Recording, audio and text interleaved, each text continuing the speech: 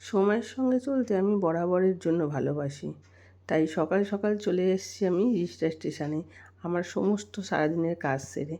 তো এসে দেখছি 6:15 বাজে। একের পর এক মেল চলে যাচ্ছে, মেল চলে যাচ্ছে। তো ইতিমধ্যে আমি 7টার সময় আমি ট্রেন পেয়ে গেছি।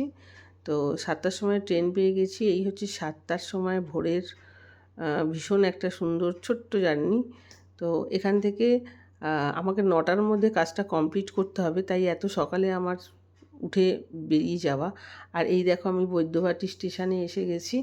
বৈদ্যবাটী স্টেশনে নেমে খুব কেন বলো তো আমার এত তাড়াহুড়ো যাওয়ার জন্য, বিকজ এটা হচ্ছে একটা বাচ্চার অন্নপ্রাশনের কাজ ছিল।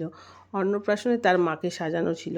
তো তোমরা তো ভালো করেই জানো অন্নপ্রাশনে বাচ্চার মাকে সাজানো মানে নান্নি মুখ থেকে শুরু করে গায়ে হলুদ সবই হয়। আর আমি এই যে হেঁটে হেঁটে চলে যাচ্ছি তার বাড়িতে, স্টেশন থেকে খুবই কাছে ছিল। আর ভোরবেলা তো হাঁটতে ভীষণ ভালো লাগছিল।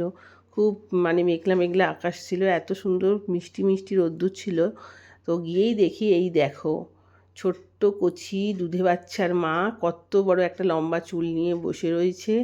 দেখেই তো আমার মানে মাথা খারাপ হয়ে গেছে, কারণ এত ছোট্ট বাচ্চার মা এতটা যে মেনটেন করে চুলটা রেখেছে, মানে এটা বলা বাহুল্য, সবাই পারে না। কারণ এই দেখো আমার সুন্দর একটা মানে কি বলবো অন্নপ্রাশনের লুক আমি করে ফেলেছি। এই লুকসটা আমি কিন্তু সব সময় চেষ্টা করি যে অনুষ্ঠান পারপাস আমি সাজাতে গেছি সেই রকম লুকস দেওয়ার চেষ্টা করি, যাতে এমন না মনে হয় যে অন্নপ্রাশনে সাজাতে এসেছি তার মাকে রিসেপশানের লুক হয়ে গেছে বা বিয়ের লুক হয়ে গেছে। সেই জন্য আমি সবসময় এই রিচুয়ালগুলো ভীষণভাবে মেকআপের সময় মেনটেন করি। আর এজটাও ভীষণ ম্যাটার করে, এজ মেনটেন করে রিসেপশন কী কাজ হচ্ছে সেইটা মেনটেন করে আমি সবসময় কাজ করার চেষ্টা করি। আর সত্যি সত্যি কথা বলতে কি, ওর যে কচি বাচ্চাটা ছিল সে আমাদের একটুও ডিস্টার্ব করেনি, সে সমানেই ঘুমিয়েছে।